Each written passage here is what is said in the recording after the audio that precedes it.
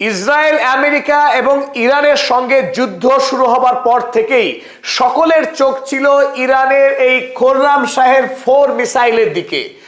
America এবং Israel তারা ভালো করেই জানতো ইরানের হাতে সবচাইতে শক্তিশালী যে মিসাইলগুলো রয়েছে তার মধ্যে অন্যতম এই খোররাম শাহের 4। যদি ইসরায়েল এবং আমেরিকা এই খোররাম শাহের 4 মিসাইলকে আটকে দিতে পারে, ইন্টারসেপ্ট করতে পারে, তাহলে তারা যুদ্ধে জয়ী হবে। আর যদি এই মিসাইলকে আটকাতে না পারে তাহলে ইসরায়েলের ধ্বংস হওয়া অবশ্যম্ভাবী, কেউ আটকাতে পারবে না। আর তারই প্রমাণ হয়ে গেল গতকাল রাতে ইরানের IRGC সেনারা 19তম মিসাইল হামলা করে ইসরায়েলের উদ্দেশ্যে। আর সেই হামলায় প্রথমবারের মতো ব্যবহার হয়েছে খোররাম শাহের 4 এবং তাৎপর্যপূর্ণভাবে ইরান থেকে ইসরায়েল পর্যন্ত যে মার্কিনী আকাশ প্রহরার ব্যবস্থা রয়েছে এবং ইসরায়েলের অভ্যন্তরেও যে আয়রন ডোম, অ্যারো 3, ডেভিড স্লিং এর মতো যে আকাশ প্রতিরক্ষা ব্যবস্থা, 7ম পর্যায়ের এই আকাশ প্রতিরক্ষা ব্যবস্থাকে গুড়িয়ে দিয়ে সাফল্যের সঙ্গে ইসরায়েলের প্রধান আন্তর্জাতিক বিমানবন্দর বেন গুরিয়ান এয়ারপোর্টে মারাত্মক ধ্বংসকাণ্ড চালিয়েছে খোররাম শাহের 4। আমেরিকার প্যাট্রিয়ট বা থার্ড কিংবা ইসরায়েলের এই বায়ু প্রতিরক্ষা ব্যবস্থা তাকে ছুঁতেও পারেনি।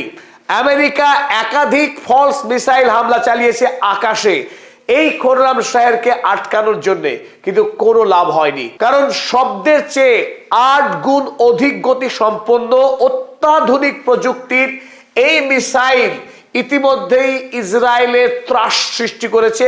ইসরায়েল এই মুহূর্তে আন্তর্জাতিক পৃথিবী থেকে বিচ্ছিন্ন, কারণ ইন্টারন্যাশনাল ফ্লাইট, এমনকি ডোমেস্টিক ফ্লাইট, বেন গুরিয়েন ইসরায়েলের সর্ববৃহৎ এয়ারপোর্ট এবং আন্তর্জাতিক কানেক্টিং এই এয়ারপোর্ট, সেই এয়ারপোর্টে গতকাল খোররাম শাহের মিসাইল, তার সঙ্গে আরো ছোট বড় মিসাইল এবং ড্রোন একসঙ্গে ব্যাপক হামলা চালিয়েছে গত রাতে।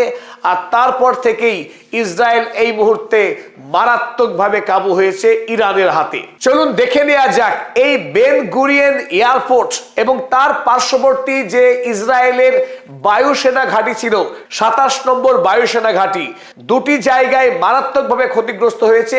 হতাহতের সংখ্যা এখনো সঠিকভাবে আমাদের সামনে আসেনি, কারণ ইসরায়েল প্রাণপণ চেষ্টা করে যাচ্ছে পৃথিবীকে তাদের দেশের ক্ষতির খবর বাইরে প্রকাশ করতে না দিতে। আর এই খোররাম শাহের হামলা ছাড়াও আরো দুটি তাৎপর্যপূর্ণ খবর রয়েছে যা আমরা আজই আপনাদের সামনে তুলে ধরার চেষ্টা করছি। মধ্যপ্রাচ্যের অন্যতম গুরুত্বপূর্ণ একটি সংবাদ সংস্থা আল মায়াদিন, এই আল মায়াদিন জানিয়েছে the barrage caused operational paralysis and suspension of civilian and military flights effectively closing Israel's main international gateway. অর্থাৎ এই খোররাম শাহের 4 ইসরায়েলের বেন গুরিয়েন এয়ারপোর্টকে সম্পূর্ণরূপে পঙ্গু করে দিয়েছে। এই মুহূর্তে আন্তর্জাতিক এবং দেশীয় আভ্যন্তরীণ সমস্ত ফ্লাইট বন্ধ। ইসরায়েল এই মুহূর্তে আন্তর্জাতিক বিশ্ব থেকে বিচ্ছিন্ন হয়ে পড়েছে বেন গুরিয়েন এয়ারপোর্ট গুড়িয়ে যাওয়ার কারণে। IRIB অপর গুরুত্বপূর্ণ সংবাদ সংস্থা, তারা জানাচ্ছে fuel depots and military hangar inside the airport complex suffered direct hits triggering major fires and structural damage. এই খোররাম শাহের মিসাইল ওই এয়ারপোর্টের মধ্যে এমন ধ্বংস চালিয়েছে, বিপুল পরিমাণে অগ্নিকাণ্ড ছড়িয়ে পড়ে গোটা এয়ারপোর্ট জুড়ে। ফলে বিস্তীর্ণ যে পরিকাঠামো ছিল ওই বেন গুরিয়েন এয়ারপোর্টের এই মুহূর্তে ধ্বংসপ্রাপ্ত হয়েছে।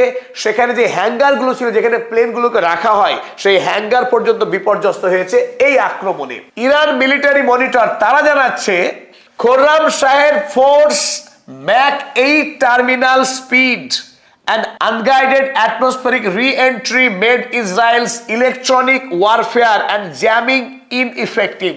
অত্যন্ত তাৎপর্যপূর্ণ, কারণ ইসরায়েল অত্যাধুনিক প্রযুক্তিতে তার দেশকে প্রহারের ব্যবস্থা চালায়।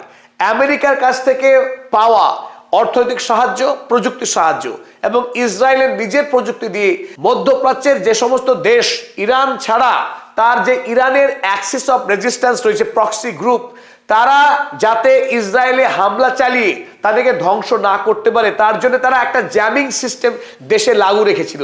সেই জ্যামিং সিস্টেমকেও পুরোপুরি অকেজো করে দিয়েছে এই খোররাম শাহের 4। খোররাম শাহের 4 এই সিরিজের প্রথম। তাছাড়াও কিন্তু আমরা জানি ফাতা 1 এবং ফাতা 2 আরো ধ্বংসাত্মক আরো গতিশীল মিসাইল রয়েছে। খোররাম শাহের 4 যদি